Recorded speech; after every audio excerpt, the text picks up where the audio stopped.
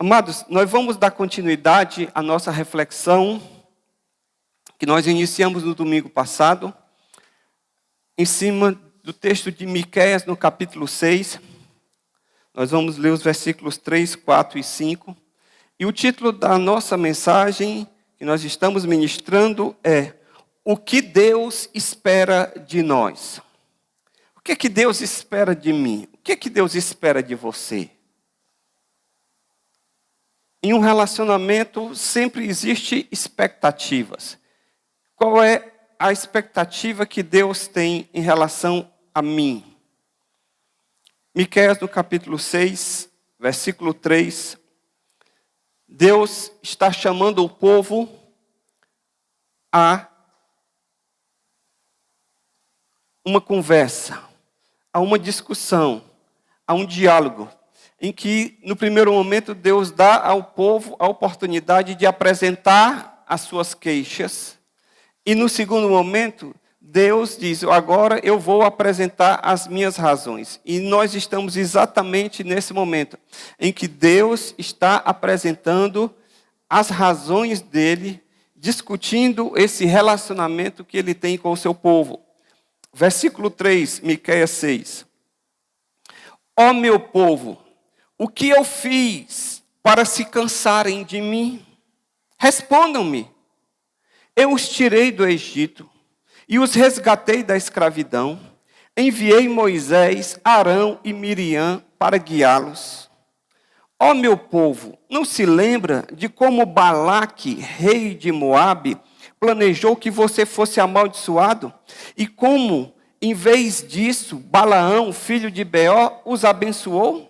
Não recorda sua viagem do Vale das Acácias a Gilgal, quando eu, o Senhor, lhe revelei a minha fidelidade? Pai amado, em nome de Jesus, pedimos a tua bênção sobre a reflexão da tua palavra. Que o teu Espírito Santo fale conosco, traga aqui cada mente e cada coração cativo ao conhecimento de Cristo. É assim que nós oramos em nome de Jesus. Amém. O que Deus espera de nós? Em primeiro lugar, Deus espera que nós avaliemos a qualidade do nosso relacionamento com Ele. Todos nós aqui, de alguma forma, nos relacionamos com alguém. Ou com o cônjuge, ou com o empregado, ou com o patrão, ou com os amigos, com os irmãos, com a igreja. Nós estamos numa teia de relacionamentos. Alguns têm bons relacionamentos, outras pessoas têm relacionamentos ruins. Se nós formos hoje fazer uma enquete, por exemplo, de casamentos, quantos casamentos hoje estão em crise? Quantas pessoas estão se relacionando de forma doentia, de forma que não obtém nenhuma alegria, nenhum prazer, nenhuma satisfação? Quantas pessoas estão em relacionamentos destrutivos, só de exploração? Quantas pessoas estão em relacionamentos que só se doam e nunca recebem nada em troca? Não tem a reciprocidade. Existem N relacionamentos acontecendo. Talvez mesmo você que está aqui nessa manhã esteja em um tipo de relacionamento desse, em que você se sente sugado, explorado, em que você não se sente valorizado. E isso lhe incomoda, lhe inquieta. Você já tentou fazer alguma coisa para melhorar e não consegue, porque a outra parte não reconhece. E quando você chama para conversar, a outra parte nunca assume nada, nunca assume culpa, sempre tem razão. E você vai empurrando com a barriga esse relacionamento. Deus chega para o povo e diz: ó meu povo, o que é que eu fiz para vocês se cansarem de mim? Onde foi que eu errei? O que está acontecendo que vocês estão cansados de mim? Que vocês não têm mais prazer em se relacionar comigo. Você não tem prazer em estar na minha presença. Deus nos chama, o que Deus espera de nós? Ele espera que a gente avalie a qualidade do relacionamento que nós estamos tendo com Ele. Aqui, nesse contexto, Deus está falando com o povo de Israel. Um povo que havia sido amado, havia sido liberto, havia sido protegido, havia sido abençoado por Deus, mas mesmo assim voltou as costas para Deus. Num gesto gritante de ingratidão. Aquela pessoa que recebeu, não reconheceu e simplesmente ainda dá as costas para o outro. Mas a Bíblia diz que Deus é um Deus longânimo, de longo ânimo, que Deus é um Deus de misericórdia. E por conta disso ele não abandonou o povo, apesar do povo aqui em Miqueias estar vivendo totalmente contrário à vontade de Deus, em desobediência, em corrupção. E mesmo assim o Senhor chama esse povo e diz: olha, o que foi que aconteceu? Por que vocês se cansaram de mim? O que foi que eu fiz? A gente sabe, irmãos, que todo relacionamento envolve ajustes. Ajustes são necessários. E quando nós tratamos de nosso relacionamento com Deus, não é diferente. Por quê? Porque nós somos pecadores. A Bíblia Sagrada diz que nós vivemos num mundo caído, extremamente afetado pelo pecado de Adão, pela queda de Adão. E por causa disso, por causa dessa nossa natureza caída, que se afastou, que se distanciou do propósito de Deus, nós estamos constantemente em risco de pecar, de falhar, de pisar na bola, de desagradar a Deus. Essa é a nossa realidade como ser humano. Existe um comentarista, na realidade bíblico, não é nem um comentarista, foi um pregador, chamado de o príncipe dos pregadores, Charles Spurgeon. Ele certa vez, falando sobre esse versículo especificamente, ele diz que nós podemos encontrar 3 coisas aqui nesse versículo. Primeiro, ele fala de uma exclamação comovente. Deus exclama: meu povo. O coração de Deus aqui está triste, o coração de Deus aqui está ferido, porque aquele povo que não era povo e que Deus formou o seu povo, que antes vivia errante, que não tinha rumo, que não tinha destino, Deus abençoa, Deus constitui aquele povo como seu. E esse povo não consegue reconhecer a bondade de Deus para com ele. Então, é como se Deus estivesse, se nós pudéssemos mostrar uma imagem humana, Deus está aqui com os olhos cheios de lágrimas. É semelhante àquela mãe que faz tudo pelo filho e o filho não reconhece e ainda se envolve em coisas erradas e ela chega para ele com os olhos e diz: meu filho, por quê? Por que você está nessa situação? Eu fiz tudo por você, eu lhe dou tudo. Você não precisava disso. E aquela mãe chora. Aqui é mais ou menos isso que está acontecendo. É aquele marido que chega para a mulher e diz: meu amor, por que você fez isso comigo? Ou a mulher que chega para o marido, quando uma pessoa não corresponde ao outro, e a outra pessoa em lágrimas diz: o que foi que eu fiz? Onde foi que eu errei? Por que você está vivendo desse jeito? Responda.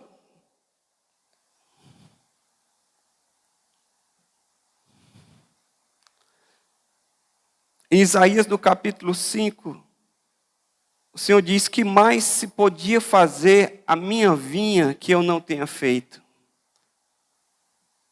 Deus comparando o povo a uma vinha, ele como viticultor, ele diz: olha, tudo o que eu poderia fazer para que essa vinha estivesse bem, para que ela pudesse produzir uvas bonitas, uvas doces. Tudo que eu fiz, o que eu poderia fazer mais? Deus nos chama, irmãos, a respondermos a Ele. Se o meu relacionamento com Deus não anda bem, então o Senhor pergunta, olhe, avalie. Porque da minha parte, eu já fiz tudo e Deus já fez. Deus já se revelou.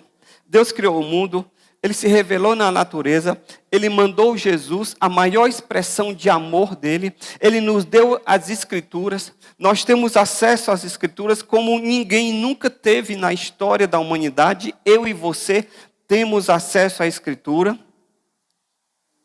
Mas simplesmente parece que as coisas de Deus não nos apetecem, não nos enchem os olhos, não desperta em nós curiosidade.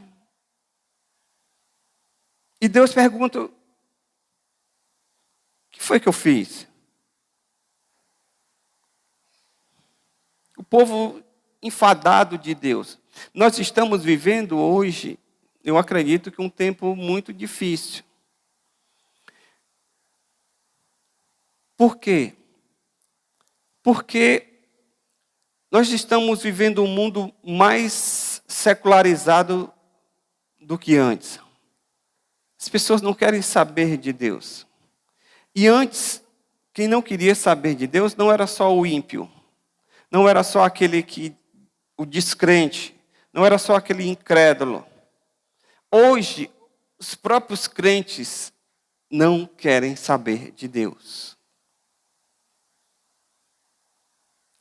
Querem as bênçãos de Deus, mas não querem a pessoa de Deus.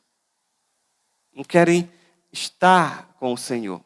A presença de Deus não lhes desperta, não lhes anima, não lhes atrai. O apóstolo João, falando acerca dos mandamentos de Deus, ele diz que os mandamentos de Deus não são difíceis. 1 João 5,3.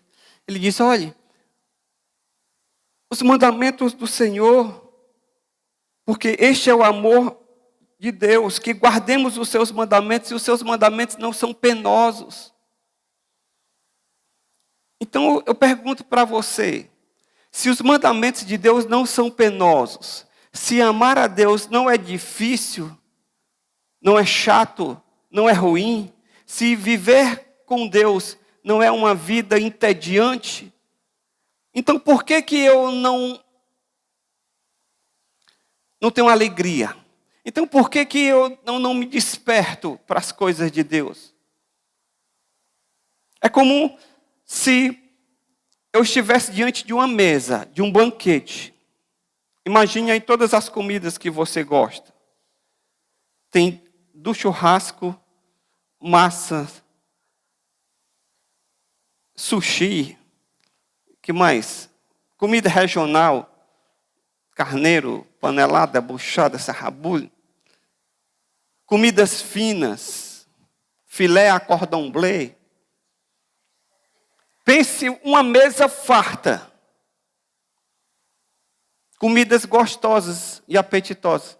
E você olha para aquela mesa.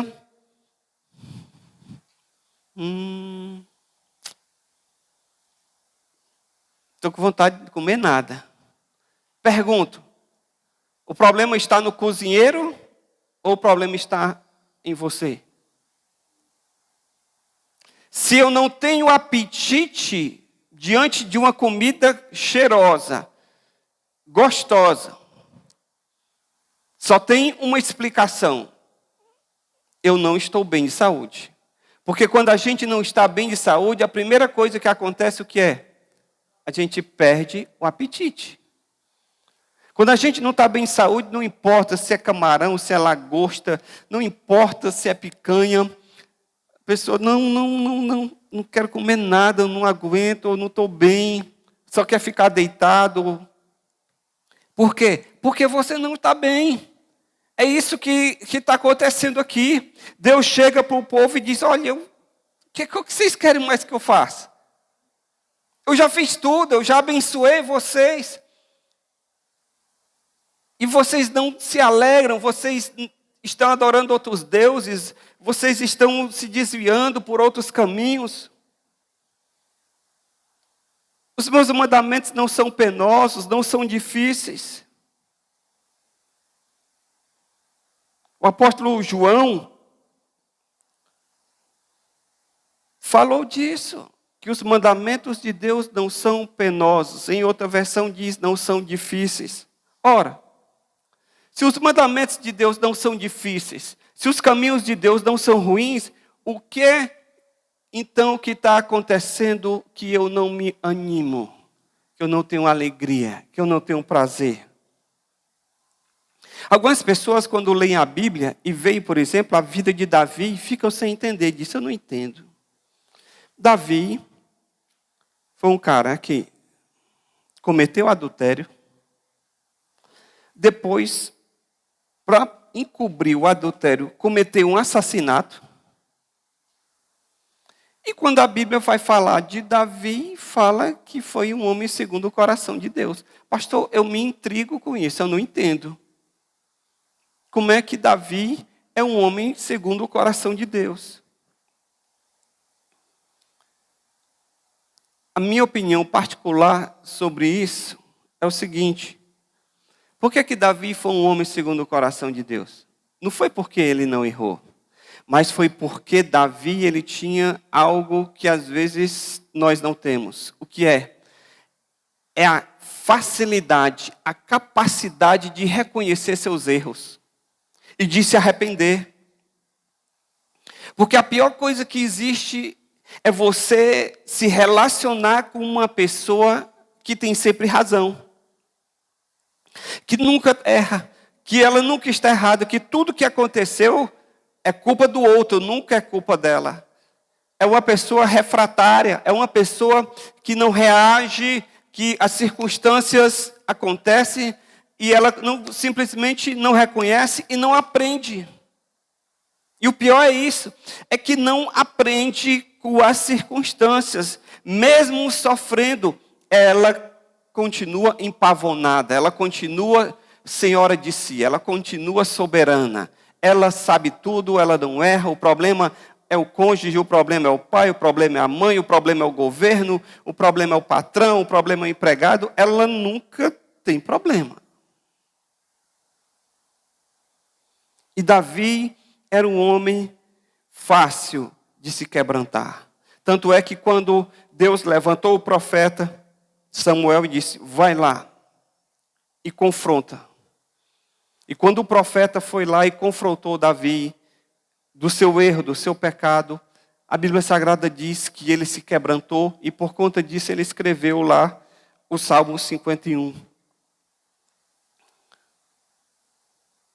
Davi, irmãos, ele era uma pessoa que reconhecia seus erros, mas ele era também uma pessoa que sabia amar a Deus, mesmo com as suas falhas, mesmo com os seus defeitos.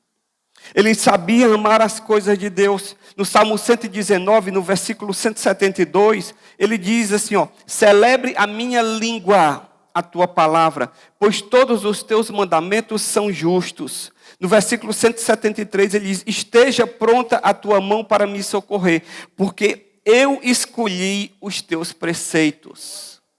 Eu escolhi os teus preceitos. Senhor, dentre todos os deuses, dentre todas as coisas que eu poderia escolher, eu escolhi a ti, eu elegi o Senhor, eu escolhi os teus preceitos para a minha vida. E no versículo 174, ele diz que a tua lei é o meu prazer.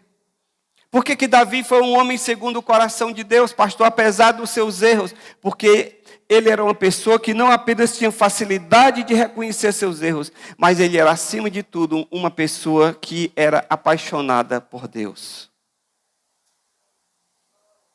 Irmãos, servir a Deus nunca foi, não é e nunca será chato, opressor ou ruim. O diabo, ele coloca na mente das pessoas esse entendimento de que servir a Deus é coisa chata. É coisa para gente velho, que já não tem mais nada que aproveitar da vida, então vai se preparar para se encomendar para a eternidade. Então, coisa de velho. Eu não, eu sou novo, cheio de vida, cheio de energia. Eu quero é desfrutar, eu quero é aproveitar a vida. Os mandamentos de Deus não são chatos. Servir a Deus não é chato. Servir a Deus é a melhor coisa que pode acontecer na nossa vida. Porque, como eu disse no início, porque servir a Deus afeta a minha vida aqui e para a eternidade. Afeta a minha vida aqui porque eu encontro em Deus companhia.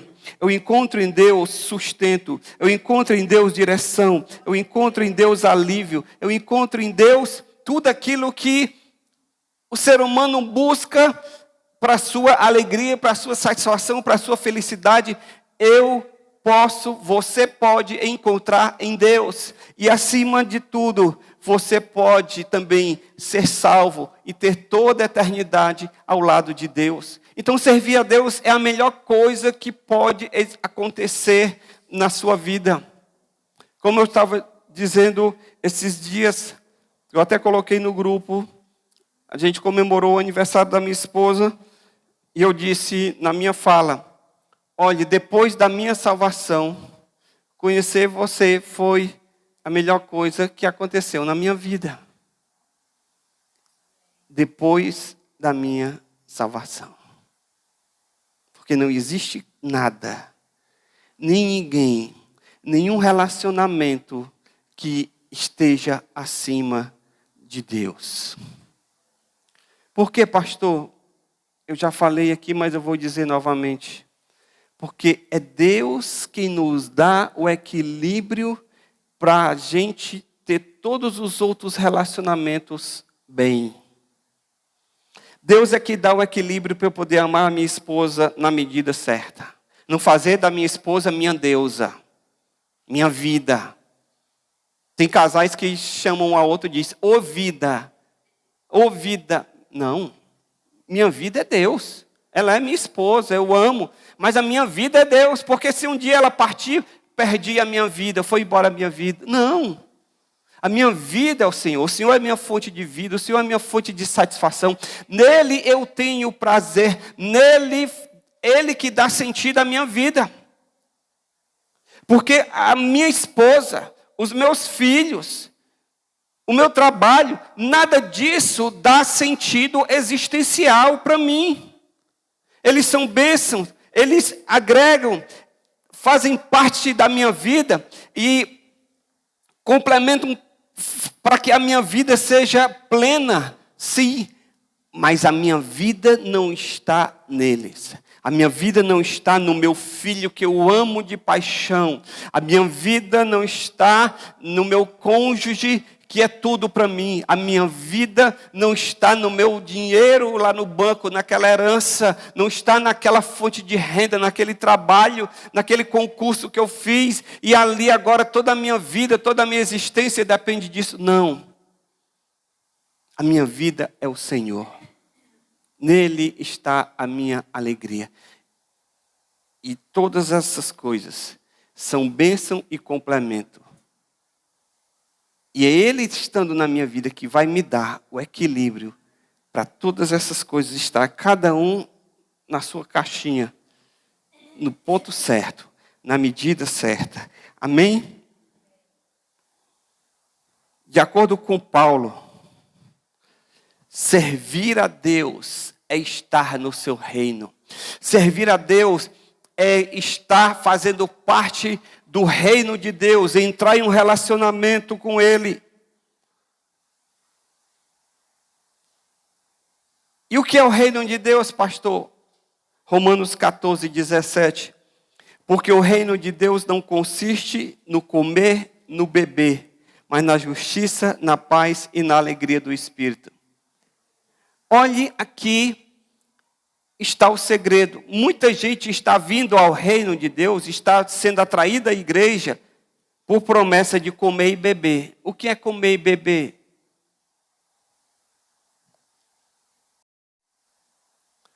O que é comer e beber? Comer e beber é aquilo que nos sustém. Um dos maiores prazeres da vida é o quê? Comer. É por isso que tem gente acima do peso. Por quê? Porque é muito bom comer, irmãos. Principalmente quando está com fome. É melhor ainda. Comer e beber significa sustento, significa vida, porque sem comida e sem bebida a gente não vive. E tem muita gente sendo atraída ao reino de Deus com promessa de comida e bebida. Venha porque Deus vai lhe resolver todos os seus problemas. Venha porque Deus vai lhe abençoar. Deus vai lhe fazer um empresário. Deus vai resolver o seu problema. Deus vai trazer o teu marido de volta. Deus vai trazer aquele teu filho que está nas drogas.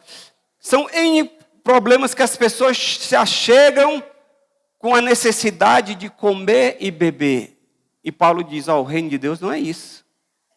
O reino de Deus é justiça, paz e alegria no Espírito Santo. Tudo isso não está no plano material. Tudo isso está no plano o quê? Espiritual. O que é que a gente precisa entender? Que Deus, primeiro, Ele precisa arranjar a minha vida por dentro. E depois, Ele arranja por fora.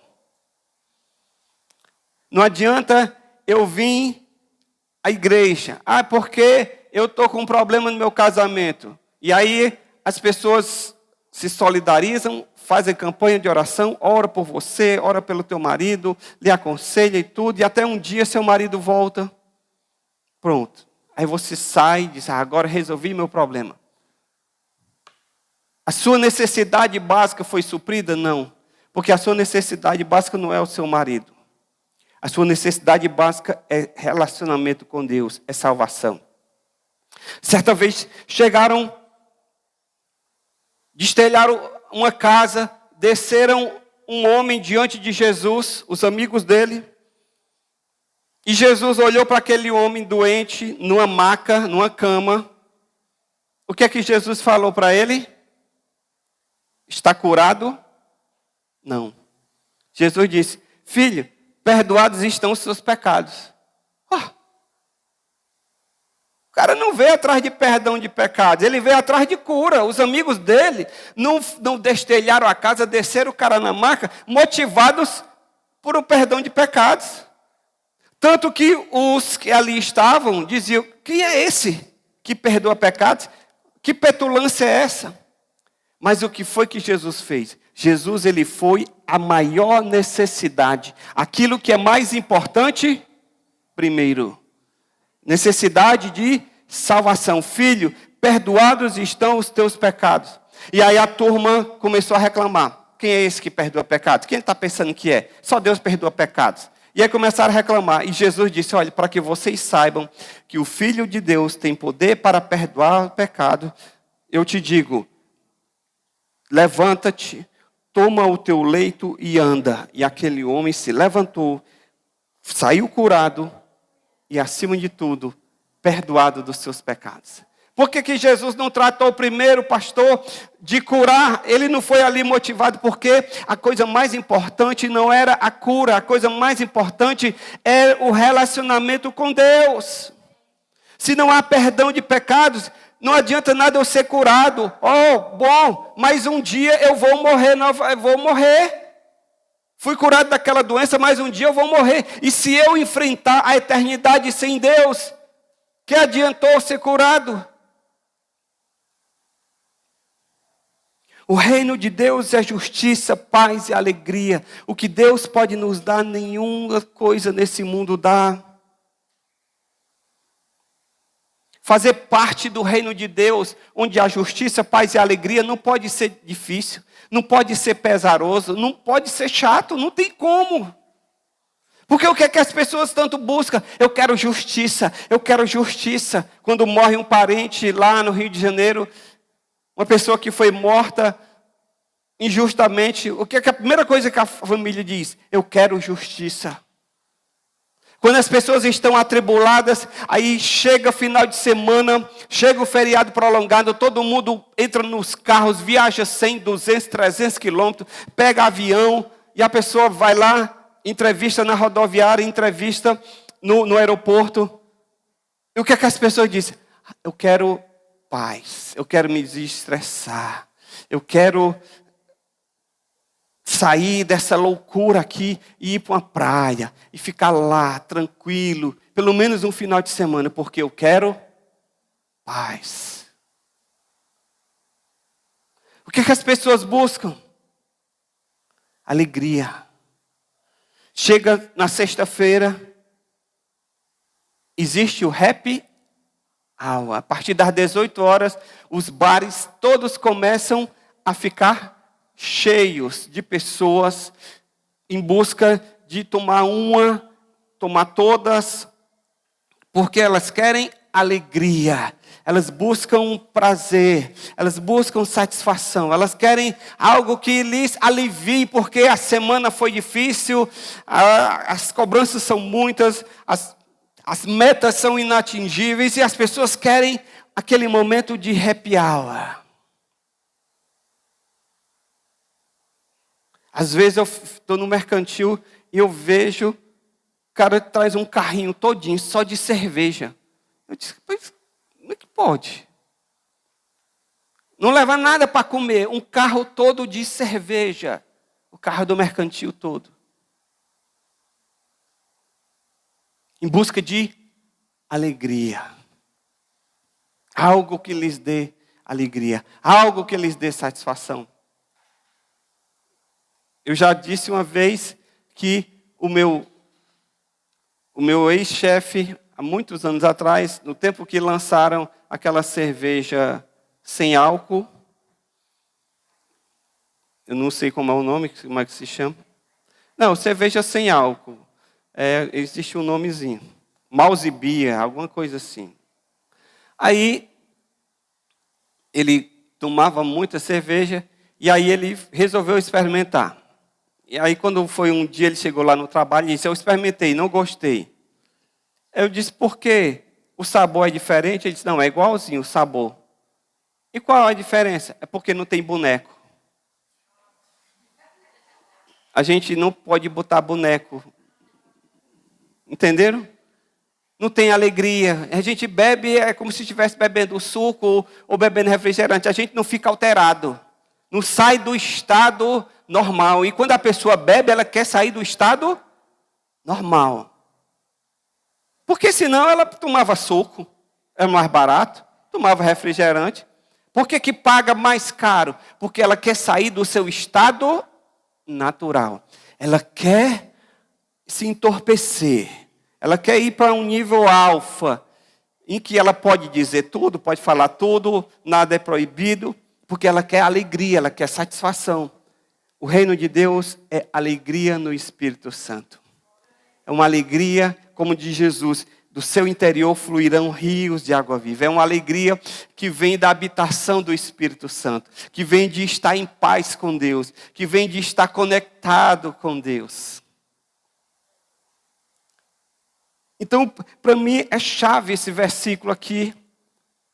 O reino de Deus não é comida e nem bebida, mas gozo, paz e justiça. Tudo aquilo que as pessoas querem está no reino de Deus. Então, o que mais eu preciso do que o reino de Deus?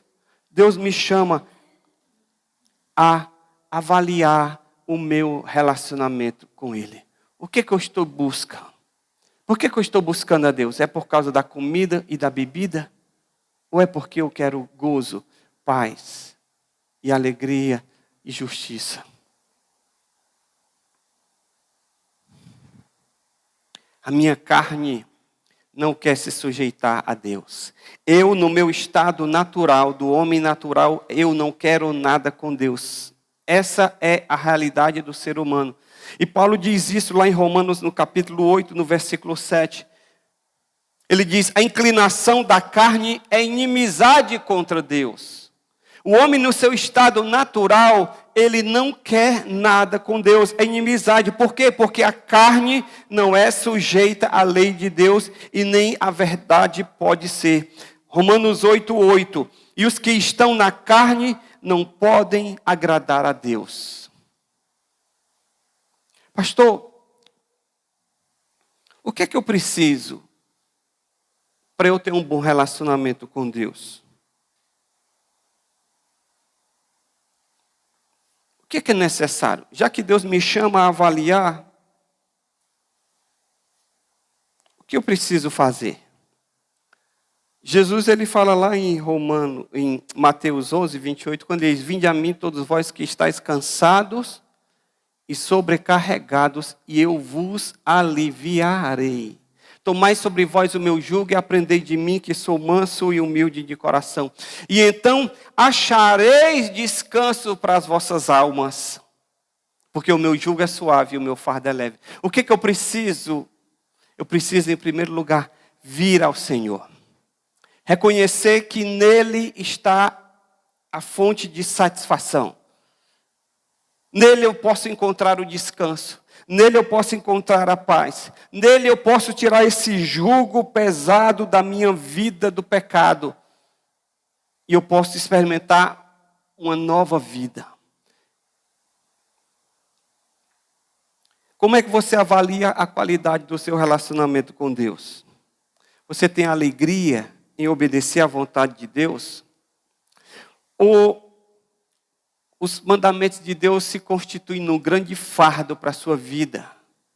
Vir aos domingos à igreja é uma alegria? Ou é simplesmente bater o ponto? Ou é simplesmente cumprir uma obrigação? Eu sou evangélico, né? Um dia eu fui lá na frente e eu levantei a mão, ou então a minha mulher levantou a minha mão assim. E agora o pastor até me batizou. E eu entrei nesse negócio aqui e agora eu estou nessa camisa de força. E eu gosto muito da minha mulher, não quero decepcionar a bichinha, então eu venho todo domingo com ela. Mas eu confesso que está naquele negócio de louvor. Fica olhando, não estou vendo ninguém, a pessoa fica lá.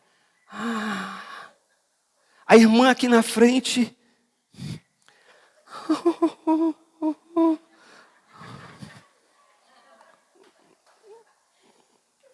Dá para mim não, ó.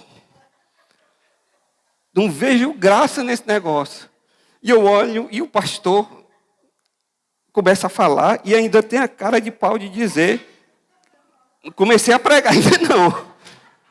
Que hora que eu vou sair desse negócio?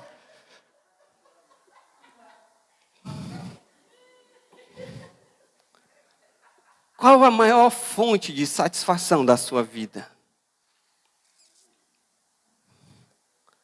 O meu desejo sincero para você nessa manhã é que você encare os mandamentos de Deus da mesma forma como Davi.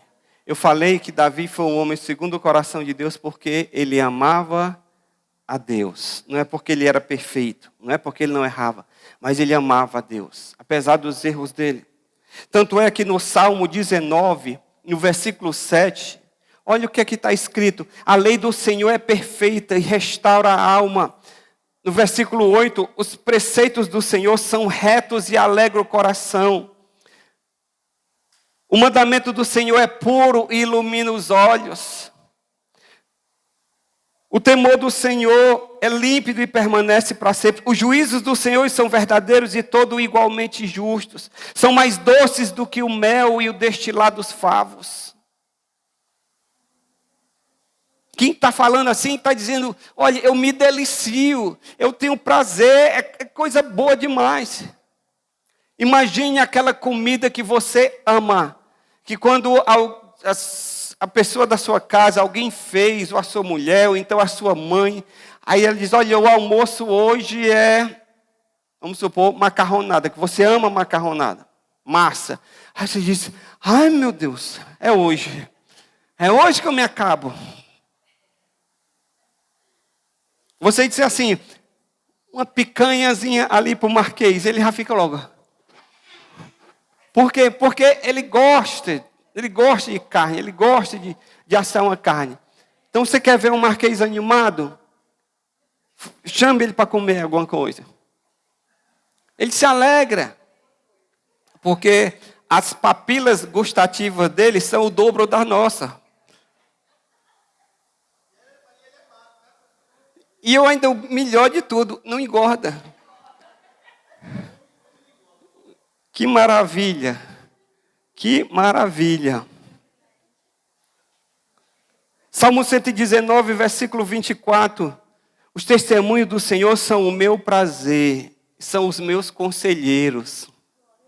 Olha que maravilha. As coisas de Deus, eu me aconselho com Deus, com a palavra de Deus. A minha vida não é ditada pelo fantástico, não é ditada pelos programas dos gurus, não é ditada pelo Paulo Vieira, nos cursos de coach.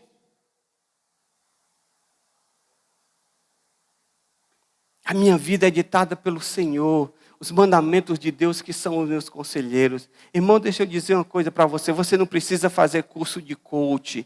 Você não precisa de ninguém estar te monitorando. Você quer verdadeiramente viver bem? Apegue-se à palavra de Deus, apegue-se aos mandamentos de Deus, apegue-se com Deus, que nele você tem tudo o que você precisa para saber viver nessa vida, para ser feliz e para ser realizado quanto pessoa. Salmo 119, 47, Davi continua dizendo: eu terei prazer nos teus mandamentos, os quais eu amo. No versículo 54, ele diz que os teus decretos são os motivos dos meus cânticos. O que é que te motiva a cantar? Quando uma pessoa está toda feliz, ela fica cantarolando, cantando. Aí a pessoa diz: você está feliz, né, fulano? Está cantando.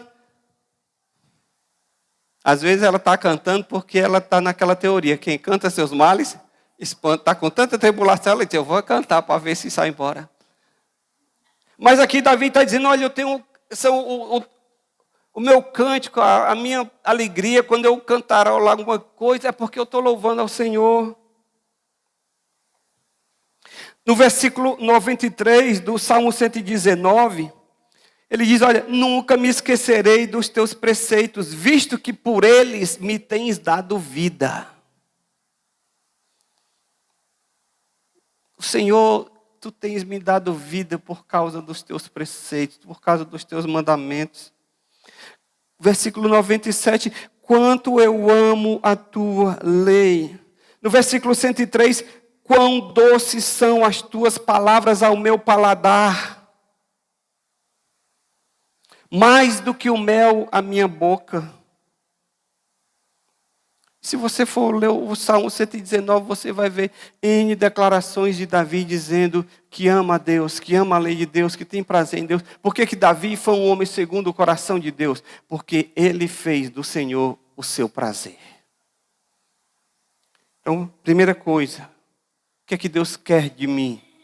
Que eu avalie o meu relacionamento com Ele. E de antemão eu lhe digo, sem medo de errar, se eu não tenho prazer nas coisas de Deus, o problema não está em Deus, o problema está em mim.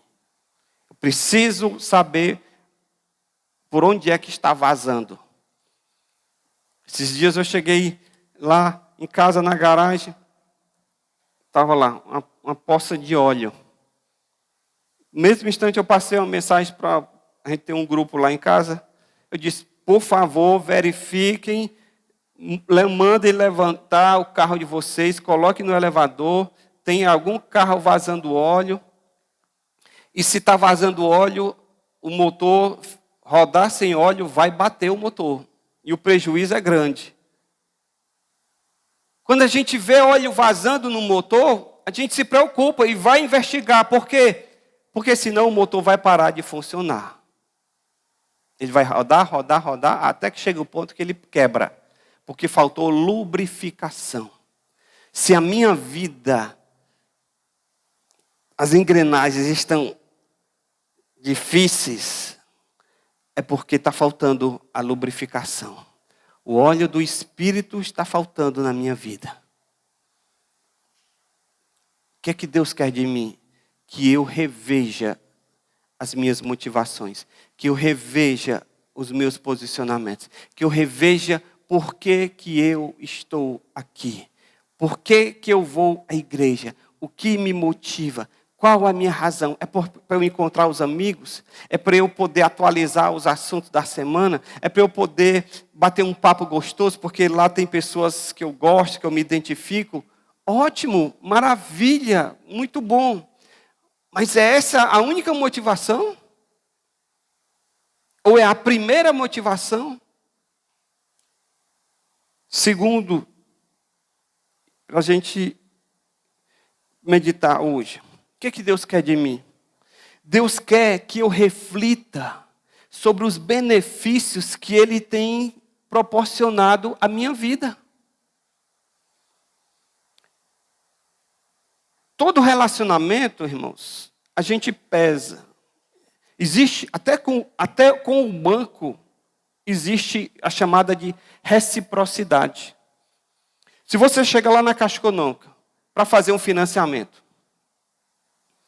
diz, olha, qual é a taxa de juros? O cara vai dizer 10% ao ano.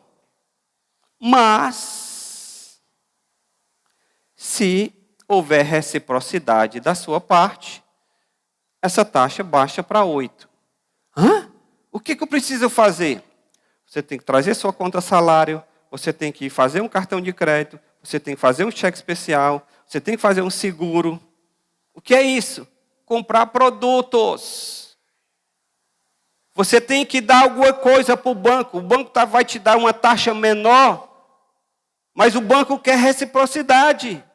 O banco quer algo de volta. Todo relacionamento a gente precisa ver. Existe ônus e bônus. Não existe só bônus, só ganho, só tenho vantagem. Existe ônus. Deus está dizendo assim, olhe, avalie aí quais são os benefícios. Nessa relação comigo, o que você tem recebido? Versículo 4, Miqueias capítulo 6, versículo 4. Olha o que aqui Deus lista alguns benefícios e eu quero que você veja comigo esses benefícios. Miqueias 6, 4. Deus diz, eu os tirei da terra do Egito e os resgatei da escravidão. Eu enviei Moisés, Arão e Miriam para guiar vocês no deserto. Ó meu povo, não se lembra como Balaque, rei de Moabe, planejou que você fosse amaldiçoado? E como, em vez de Balaão, filho de Beor, os amaldiçoar, ele abençoou? Não recorda a sua viagem no Vale das Acácias até Gilgal, quando eu, o Senhor, revelei a minha fidelidade? O que Deus está dizendo? O seguinte: o Senhor está lembrando o povo os vários benefícios que eles desfrutaram ao longo da vida deles, simplesmente por serem povo de Deus, simplesmente por estarem aliançados com Ele. Deus disse, vocês estão cansados de mim. Ok, está certo. O que eu fiz não é suficiente, mas eu não sou de passar na cara, não. Mas às vezes é necessário. Não é verdade? A gente faz o bem às pessoas e a gente não fica passando na cara. Mas existem ocasiões em que a gente tem que dar uma chamada e dizer, vem cá. Presta atenção, rapaz, no negócio. Presta atenção no serviço. Tu não está vendo, não, que tu só se dá bem, que eu fiz isso? Tu não está vendo o que tu está se beneficiando aqui, não? E tu vem agora dizer que não está tendo vantagem nenhuma? Pois vem cá, pois agora eu não sou de passar na cara, não. Mas deixa eu lhe dizer aqui. E aí você lista e você dá um chá de simancol para a pessoa saber dizer, realmente, eu nunca tinha pensado por essa ótica. Pois é. Aquele filho que reclama, internet está lenta. Meu filho, pai, está funcionando não. Aconteceu alguma coisa?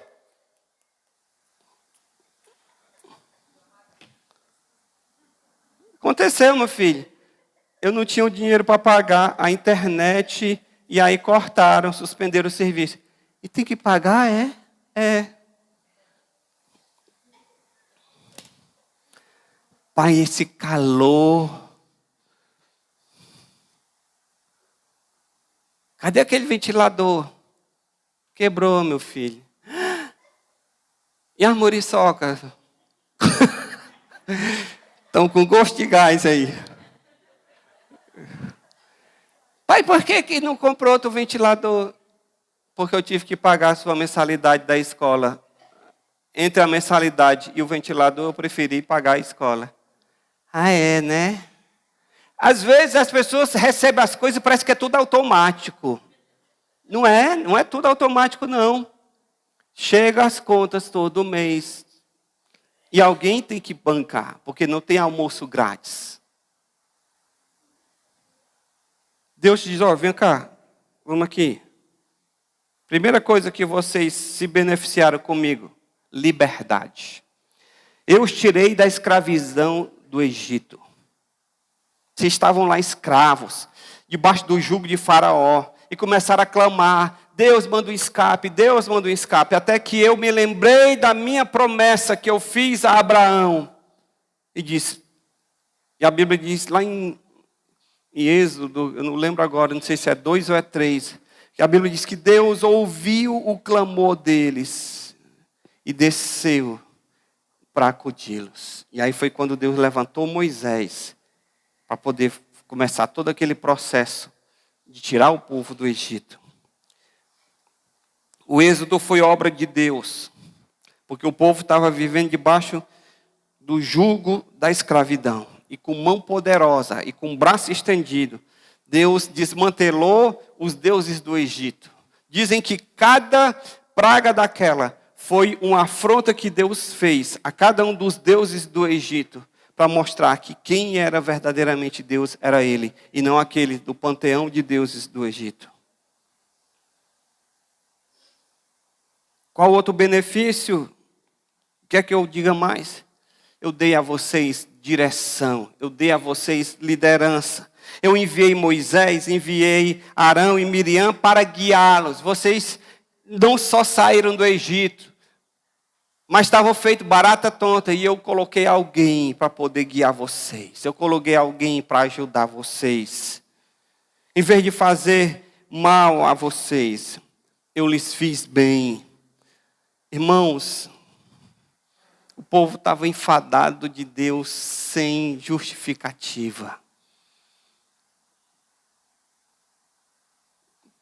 Deus coloca um homem como Moisés, paciente, manso, que a Bíblia diz que era o homem mais manso.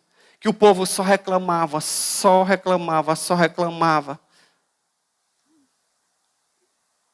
E Deus sustentou e levou aquele povo até o seu destino final.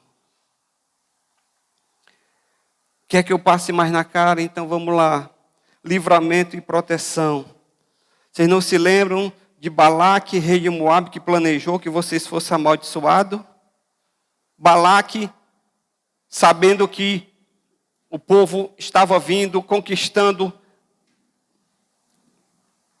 a terra prometida, e ele era o próximo da vez, era o seu reino. Aí ele vai e contrata um profeta de aluguel, Balaão, e diz, Balaão, vai lá e amaldiçoa o povo. Lança maldição sobre esse povo aí, porque eu não quero que eles cheguem até aqui. E Balaão recebeu o dinheiro e foi lá. E quando Balaão abria a boca e dizia, eu amaldiçoo. Ele disse, eu abençoo. Ele disse, não, meu filho, peraí, eu estou pagando você para amaldiçoar. Ele disse, pois tá bom, eu abençoo. Ele não conseguia amaldiçoar, porque Deus revertia. Deus está dizendo, vocês não sabem, não? Não sabe da missa um terço? Sabe de nada, inocente. Quantas vezes, irmãos, Deus te deu livramento e você nem se tocou? Quantas vezes Deus agiu e você nem se apercebeu? Você como pai, você como mãe, quantas vezes Você foi por trás e ajeitou uma situação para o teu filho, para a tua filha, que ele nem se deu conta do trabalho que você teve.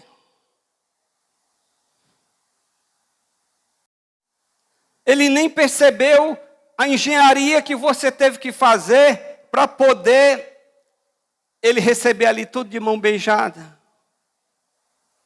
Deus disse, olha, eu fui, reverti mal em bem. Quer que eu fale mais para você? Só para poder... A última coisa que eu vou falar. Eu entrei com providência. Não recorda na viagem do Vale das Acácias até Gilgal, quando eu lhes revelei a minha fidelidade? Toda a provisão que eu dei durante todo o tempo. Que foi que mandou a coluna de nuvem para proteger do calor do sol de dia. Quem mandou a coluna de fogo à noite para aquecer, porque aquele clima do deserto é quente de dia, mas à noite é frio. Quem foi que mandou as codornizes? Quem mandou tudo para vocês? Fui eu. A minha provisão, a minha providência. Quantas vezes você experimentou a providência de Deus de forma sobrenatural? De algo que você estava precisando, de um escape, e o que o Senhor mandou? Veja os benefícios, irmãos, que nós temos. Libertos do pecado, guiados pelo Espírito, Deus nos coloca, às vezes, liderança saudável, um líder que simplesmente quer só pregar a palavra de Deus para você, não está para te explorar, não está para tomar o teu dinheiro, não está para te engabelar com campanha, com dinheiro, com arrecadação. Você é protegido, você recebe os livramentos de Deus, você é suprido por Deus. Deus diz, olha, avalie aí os benefícios. Agora deixa eu lhe dizer a maior de todas as bênçãos. A maior de todas as bênçãos não são os feitos do Senhor em nosso favor. Não são os suprimentos, não são os livramentos, não são as curas, não são os milagres.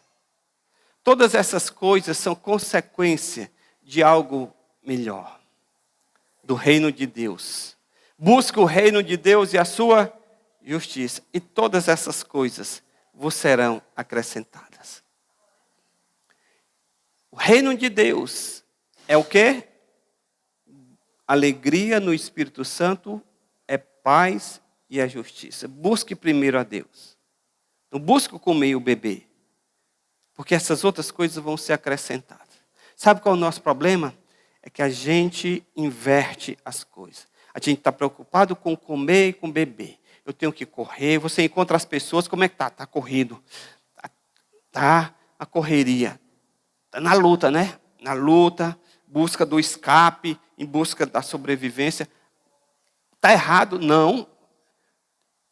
Você tem que verdadeiramente trabalhar com o suor do teu rosto, sustentar a tua casa, a tua família. Mas não inverta as coisas. Em primeiro lugar, o reino de Deus. Não o comer e o beber.